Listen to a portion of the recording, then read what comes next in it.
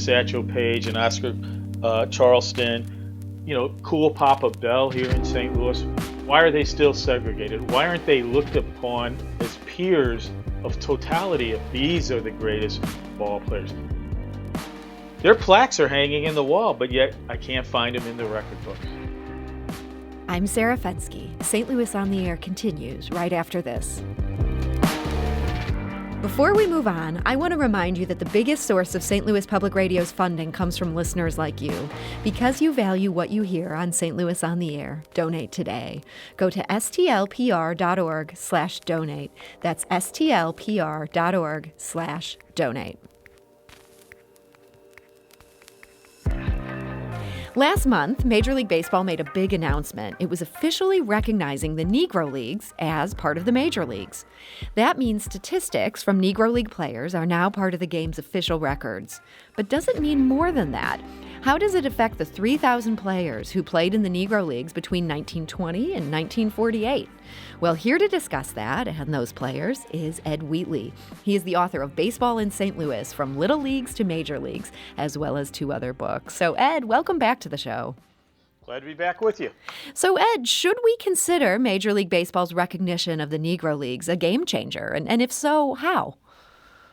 Well, I think it is a game changer. I think it's an awakening of kind of the social nature of our culture right now.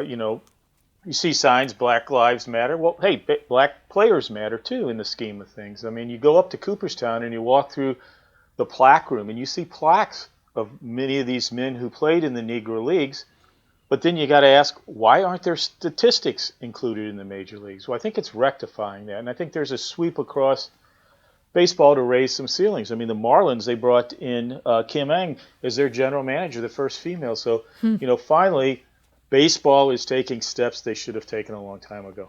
So I've heard the argument from some people saying this diminishes the record held by both groups of players, that they weren't playing within the same league. It doesn't make sense to compare Josh Gibson to...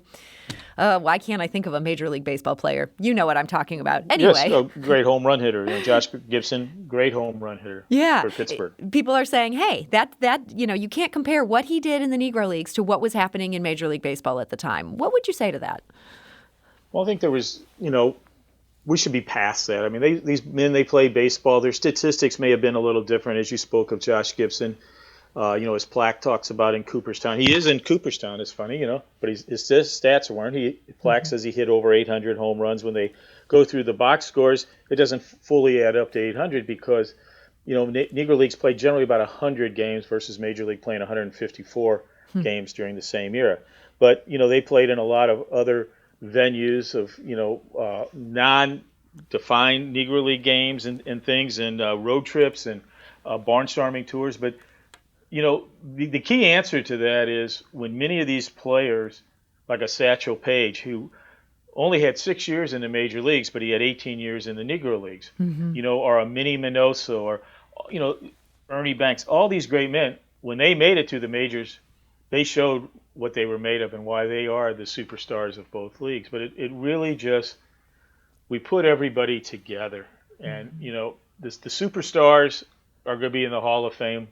Many of them already are, but it's looking at the statistics. When you look at Satchel Paige, who actually pitched here in St. Louis for the St. Louis Browns in 51, 52, and 53. His statistic, and many say he is the greatest pitcher or one of the greatest pitchers who's ever played the game, whether it was in the Negro Leagues or Major Leagues. And you leave out those 18 years in the Negro Leagues, and all of a sudden, 1,600 strikeouts, 146 wins. That really puts him in to be seen as one of the top men who ever threw the baseball towards home plate. So this shows the totality of what Satchel Paige was able to accomplish, not just the brief correct. Period. Yeah. That's a great argument right there. The counter I hear to that is that the Negro Leagues record keeping wasn't up to par with what the Major Leagues were able to do. Do you have any concerns about that? Well, I think that most of that has been answered. In 1969, Major League Baseball, they did some re-reckoning. They added some teams because in the early years of baseball teams, there were, in the 1860s and 1870s, teams fell in and out all the time prior to 1901. And they added some teams as recognized as Major League teams, but they ignored the Negro Leagues. And what's happened since then, men like Larry Lester, like the Seam Heads organization, which has created a Negro League database. So many entities have worked so hard for the last several decades, going through record books, going through newspapers, I mean, to document and to validate what they're saying were the numbers. So I think when you Hmm. look back now, we're in a much easier computer generated world instead of going back through microfiche or old newspapers. They were really actually to come and make this case that we feel we have a very qualified uh, record of what these individual men did across the Negro League. So I think that, you're always going to have naysayers. Mm-hmm. You can't recognize that a Satchel Paige and Oscar Charleston, Cool Papa Bell here in St. Louis weren't great ball players. Yeah. Why are they still segregated? Why aren't they looked upon as peers of totality if these are the greatest ball players? Especially, as I said at the early morning, their plaques are hanging in the wall, but yet I can't find them in the record books. Well, we're curious if you're listening to this conversation and you're a big baseball fan, we're curious to hear your perspective. What do you make of Major League Baseball's move on this? You can give us a call at 314-382-8255. That's 382-TALK. You can also send us a tweet at STL on air, and you can join me and Ed and share your opinions about all this. Ed, are there going to be some important Major League Baseball records that are going to fall because of this? A Negro League player will move to the top of the list. You're going to see, like I said, some of these Satchel Paige, he will now be shown in some of these upper categories. A guy like Willie Mays, who, for years was, at the top of the home run behind Babe Ruth, behind Hank Aaron. He's not going to go up much because he only played 1 year in this period of the Negro Leagues. And just to clarify what we're talking about when I made that statement, the records they're looking at are between 1920 in 1948. There had been pseudo Negro Leagues that were in existence prior to 1920, but in 1920 it was formalized in Kansas City, Missouri, which is why the Negro National Baseball League Museum is housed in Kansas City, because that's where it was formed. So, and in 1948 they stopped because most of the we'll call it preeminent and good ball players from the Negro Leagues had already gone into some major league programs following Jackie Robinson crossing the color line in 1947. Okay, so they're not looking at every African-American player who played prior to Jackie Robinson breaking the color barrier. It's this very specific league and the records that were set within that. That's correct, 1920 to 1948. So I want to talk a little bit about St. Louis's relationship to this league. I understand we had two teams, maybe I should say at least two teams. What was St. Louis's first mention within this league? Well, it first came in, and the St. Louis had a team called the St. Louis Giants, and they were a good team. They had some great players, and as I said, several of the 5 men who were inducted into Cooperstown that played either for the Giants or the St. Louis Stars. Some of them played for the Giants as they transitioned to change their name, as they changed ownership in the early 1920s to become called the St. Louis Stars. Now, the Giants played right off Broadway and 270 at Clarence and Broadway. If you're coming down 70 towards downtown, you make a big sweeping curve around O'Fallon Park. Just on the east side towards the river is where the Giants played. And if you go up in Midtown, right about where the new soccer stadium's going, right there where Harris Stowe, across from Chaffetz, there's a baseball field. That's where the St. Louis Stars played. And the St. Louis Stars became the preeminent, well, I'll call the first period of the Negro League baseball. In the 20s, the Stars were one of the best teams of all. They won 3 world championships in the Negro Leagues. And then the Negro Leagues kind of died down because of the Great Depression, and just the financial viabilities of these teams were folding. And then coming out of the late 30s, again going into the 40s, they picked up steam. So the Giants and the Stars were in the early years, and then when the second period of their rise again, St. Louis had these smaller teams, and often they shared a team with, let's say, New Orleans. They were, the St. Louis and New Orleans team, and they played in both cities. Now, I'm going to give a plug to your book again, Ed. This is a past book you wrote that included a lot of great history of the Negro Leagues. This is called Baseball in St. Louis, From Little Leagues to Major Leagues. You had just a heartbreaking anecdote in this book, and this had to do with the St. Louis Giants, that was then the Negro League team here in St. Louis, trying to play at Federal League Park. Can you tell our listeners about what happened when they were trying to acquire this park for themselves? Well, the owner of the Federal League, who would then go on to purchase the St. Louis Browns, he did not want an African American team playing in his park. So their park was basically, they were going to share it, and then it became defunct because they were going to move up to Sportsman's Park at Grand and Dodier, where the Browns would play, and then eventually the Cardinals would move in with the Browns.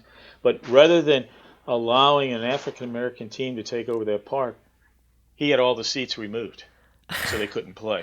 It was just blatant, segregationist policy, and take all the seats today. out. I guess that's just one tiny example of what these guys were up against. It was so many.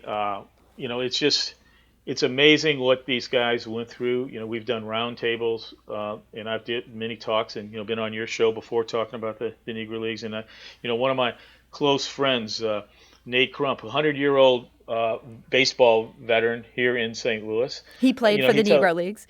He did lots of tryouts, and that's where I was leading. He chose not to play, and he made his mark in the world of science and the space program. Actually, he got recognized by John F. Kennedy, who's president, for some things he did for NASA on a couple of the early missions of space flight. But he chose not to play because these players told him.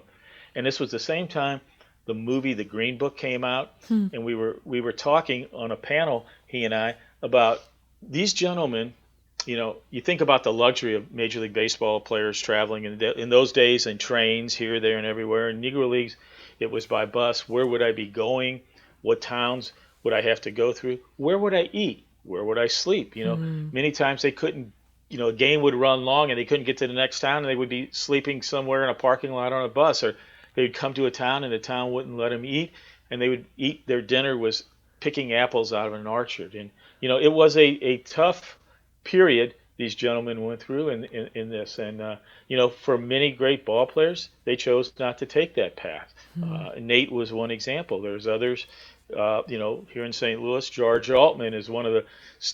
He played for the Cardinals in 1963. He was a former Chicago Cub. He was a 3-time All-Star. He still lives here in town. I stay in touch with him. He played with the Kansas City Monarchs. And you listen to the tales of how it was different when he made the major leagues and what it became. And it's just. To go back, baseball was no different than the rest of our society, which was a segregated society, and much of baseball was played in the South in those periods in the Negro Leagues, and it was true Southern society and politics in those days. Yeah, you can see how a man would decide, you know what, I don't even want to deal with this. I love baseball, but I don't want to have to play under these conditions. For those who did, who made the choice to play in the Negro Leagues, do we have any sense of how many of them are still alive today to even know that they've gotten this recognition? Yeah, there were 60 men who, excuse me, I said 60. I mean, of this period, we've got 130 players that are still alive that played in the Negro Leagues. Most of them, all but 4 of these 130, played after 1948. So that's how this window is narrowed. There's only 4 men alive who played in the Negro Leagues in 1948. Willie Mays, Bill Greason, Clyde Golden, and Ron Teasley. Willie Mays, of course, is the one that everybody recognizes. Oh, yeah. So, it's, of the 3,000 men who their records are being added, only 4 of them are alive.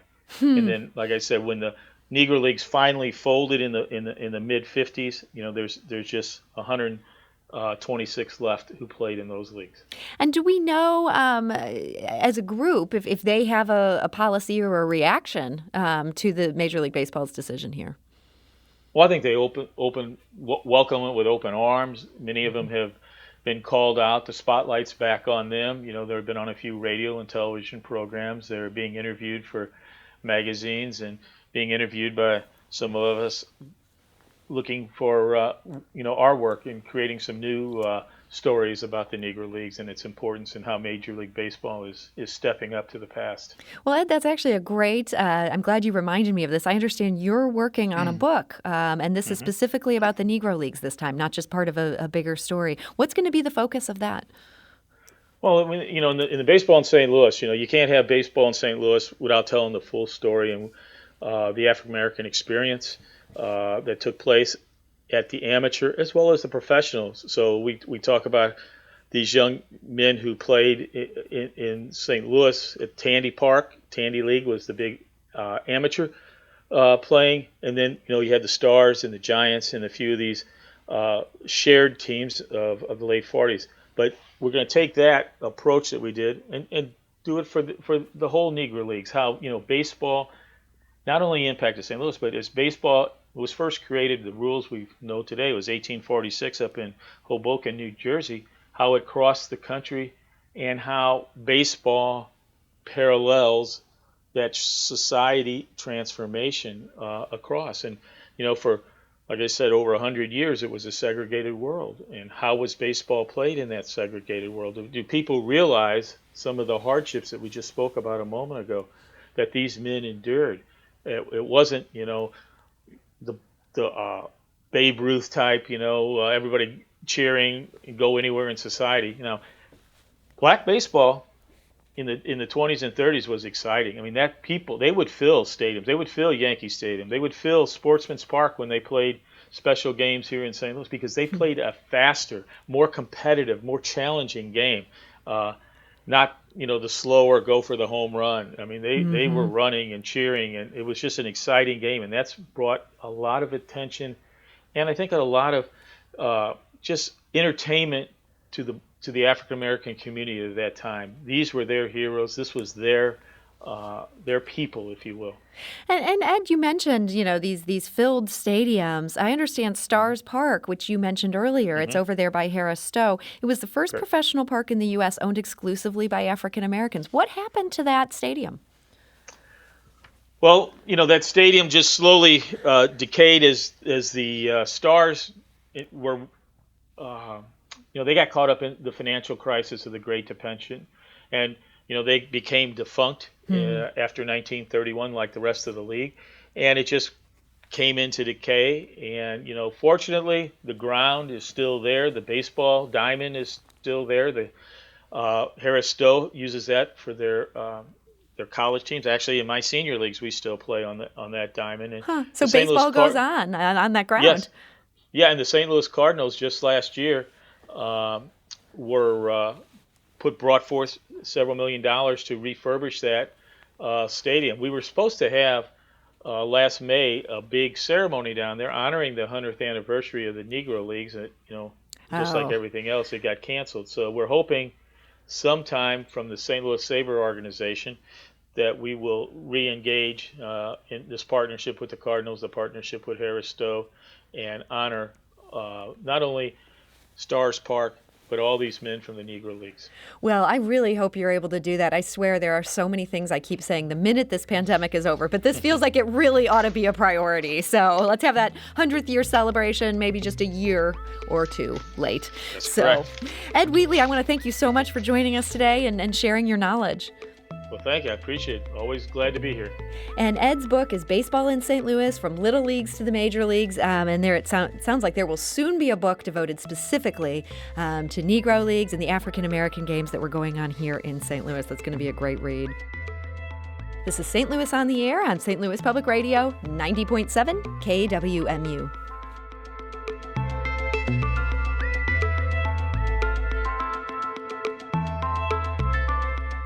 Do you find yourself regularly listening to episodes of St. Louis on the Air? Suggest us to a friend you think might enjoy our conversations. And leave us a review and rating on Apple Podcasts on the App Store. It's the simplest way to help people discover our show. Thanks.